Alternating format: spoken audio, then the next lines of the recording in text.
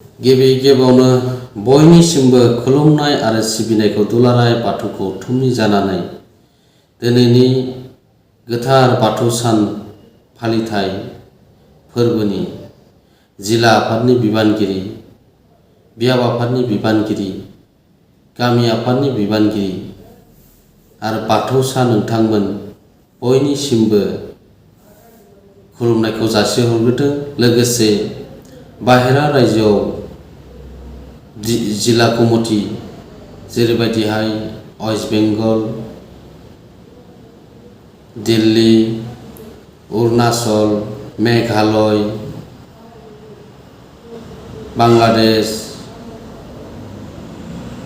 फरायसालि फरायसालिमा गासैनिसिमबो दुलाराय बाथौ गौथुम सिबिनाय आरो खुलुमनायखौ जासिहरदों। दिनै गोथार बाथौ सानाव सानसेनि हाबाफारिजों बर'नि गुबै धोरोम बाथौ धोरोमखौ जाबायदिहाय फुंनि हाबाफारि बायदियै फिरफिला बिरहोनाय, गोथैसि बावनाय, थानसालियाव आर'ज खालामनाय, दौरि गोथारि आसारि बर' समाजनि थाखाय गोजोन आरो खौसेथिनि थाखाय दिनै आफा बोराइ बाथौनि सेराव आर'ज गाबनानै जों सुबुं माहारिनि गेजेराव जाहाथे खौसेथि, अनज्लायनाय,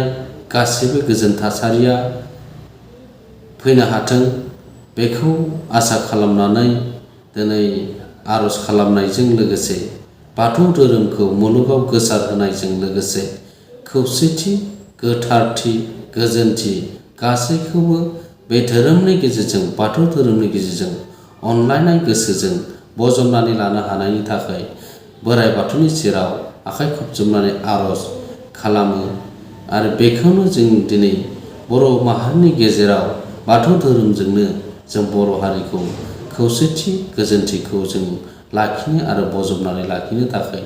बोराइ बाथौनि सेराव दिनै गोथार बाथौ सानजों दिनैनि सानसेनि हाबाफारिजों बे हाबाफारिखौ लानाय जादों। आरो बेनिखायनो जिल्ला आफादनि बिबानगिरिजों लोगोसे बियाब आफाद, गामि आफाद आरो लोगोसे गासै रायजो राजा नोंथांमोननिसिम आरो समाजारि बिबानगिरि नोंथां बयनिसिमबो दुलाराय बाथौ गौथुमनि जानानै नोंथांमोनखौ गासैखौबो जाहाथे गोजोन आरो खौसेथिखौ लाबोनो हायो बोराइ बाथौनि सेराव आर'ज गाबनानै बयनिसिमबो सिबिनाय आरो खुलुमनाय आरो गासैखौबो